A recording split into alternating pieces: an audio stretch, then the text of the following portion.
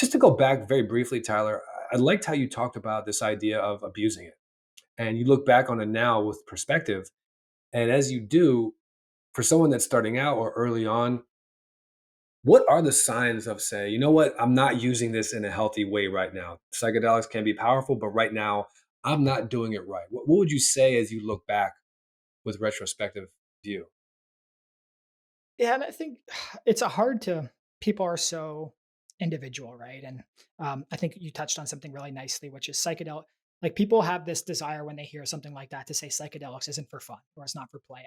I don't believe that's true. I think they are the most enjoyable experiences you can have, especially once you learn a bit about yourself and you dose properly with the right people, with the right environment, with the right music. Those are joyful, creative moments that everyone, I believe, deserves to have in their life. I find I'll just give you a couple signs from me when I went through because every experience is personal, and I think if you look into I think looking into your family and understanding qualities of are there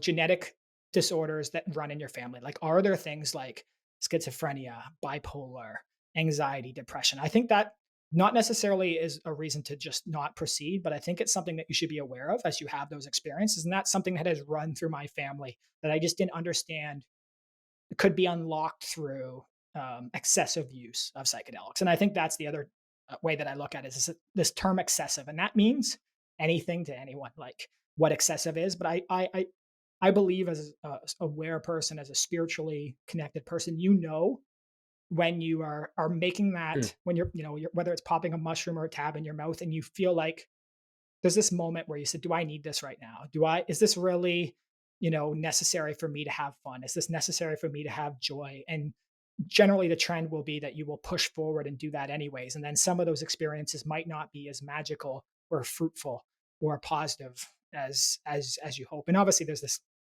conflict between sort of positive and negative experiences and all being good for your growth and development. But I do think there is this well that you can tap if you do it too much, too quickly, and then you don't have the people around you to rally your support. And then just a couple physical symptoms or sort of mental experiences that I have were speed of speaking, which, as you can tell, I'm already a quick talker. So it basically sounded like a machine gun.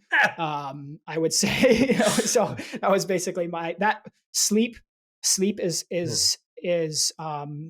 is like it's just conflicted. And if you can't fall asleep at night, especially if you're having psychedelics too late in the Hmm. evening, and then you're destroying your own sleep patterns and you're staying up to 4 or 5 a.m.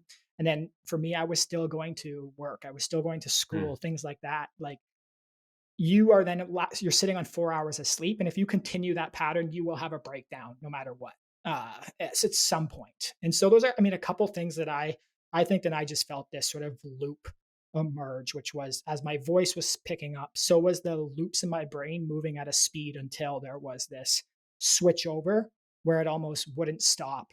And those become very negative things. And those are very hard to avoid. Once it's so crazy, once you get caught in a thought loop, how hard it is to get out of Yes. that, depending on what that loop is, how it was induced, and your own personal awareness of how to work through those challenges. Self-awareness seems like a lot of it does come back to that. I love this idea of looking at your sleep patterns and looking at your speech patterns. Do those seem healthy now? And the big doses, they are something that are incredibly powerful and transformative. And yet, and I don't think the headline is people are doing too much psychedelics. If anything, the world, we're not doing enough. And yet it is worth mentioning to your point, like Terence McKenna, God bless him, an innovator, a philosopher king in a lot of ways. But this idea of like 10-gram trips, the hero dose where you need to do 10, 15, even 5 grams. For me, it's like I've had large dose experience or very impactful experiences on 2.5, 3. I don't, and it feels like oftentimes diminishing returns with 4 or 5, 6 or plus doses. I don't think you need that. And I think there is definitely a way to do too much. For me, anything more than once a month, and sometimes not even that, is too much. And it's like there's no scoreboard with this stuff. There's no flex. Oh, I did this much. That's not cool. That's not it. Finding that moderation with self-awareness, I think is really important. And yet these big experiences can be completely transformative.